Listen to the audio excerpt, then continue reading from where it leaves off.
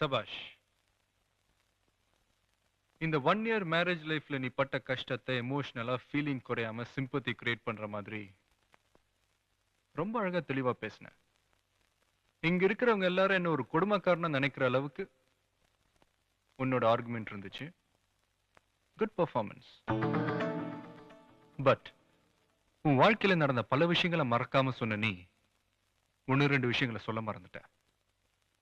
அதை மறந்துட்டியா இல்ல மறைச்சிட்டியா? பொய் சொல்றப்ப மட்டும் வேகமா பேசின, இப்ப எல்லாரும் முன்னாடி உண்மையை சொல்லணும்னா உடனே அநியாயத்துக்கு வைக்கப்பட்டு நிக்கிறிய. என்ன இப்படி நிக்க வச்சு கேள்வி கேட்கறதுக்கு சீமந்த வரைக்கும் வெயிட் பண்ண வேண்டிய அவசியமே உனக்கு இல்லையே.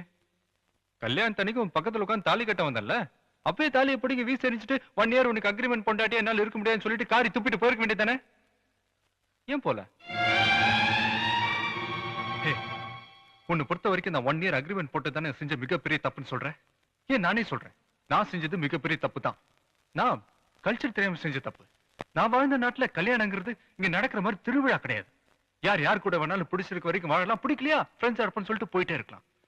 கல்யாணங்கிறது அதனால இந்த ரேஷன் மெத்தட்ல ஒருத்தனுக்கு ஒரு பொண்டாட்டி தான், ஒருத்திக்கு ஒரு புருஷன் தாங்கிற கண்டிஷன்லாம் கிடையவே கிடையாது. 2-3 வாட்டி கல்யாணம் பண்ண ஆம்பளைங்களையும் பார்த்திருக்கேன், 4-5 வாட்டி கல்யாணம் பண்ண பொண்ணுங்களையும் பார்த்திருக்கேன். அந்த கல்ச்சரை பார்த்து பார்த்து வளர்ந்த எனக்கு 1 வருஷம் மட்டும் பொண்டாட்டியர் அக்ரிமெண்ட் போட்டது எனக்கு தப்பா தெரியலடி.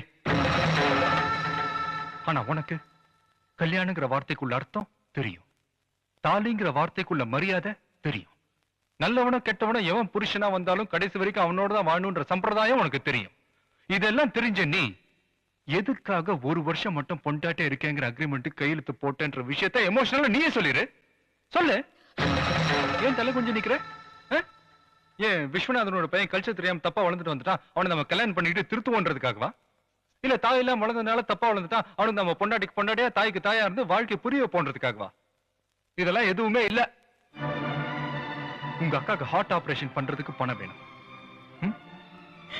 உன் தங்கச்சிக்கு வரதட்சணை கொடுக்கறதுக்கு பணம் வேணும், உன் தம்பிக்கு வேலை வேணும். இதெல்லாம் வேணும்னா விஸ்வநாதன் மாதிரி ஒரு பெரிய பணக்காரனுடைய பையன் வேணும். உனக்கு நான் கிடைச்சேன். உன்னோட சுயநலத்துக்காக பக்காவா பிளான் பண்ணி என்னை ஏமாத்தி உன் குடும்பத்தோட தலையெழுத்தை மாத்துறதுக்காக தான் இந்த அக்ரிமெண்ட்டை நீ கையெழுத்து போட்ட. தெரியாம தப்பு செஞ்சேன்னு இப்படி நிக்க வச்சு கேள்வி கேட்கறியே. தெரிஞ்ச தப்பு செஞ்சவன என்னடி பண்றது? அது என்ன சொன்ன?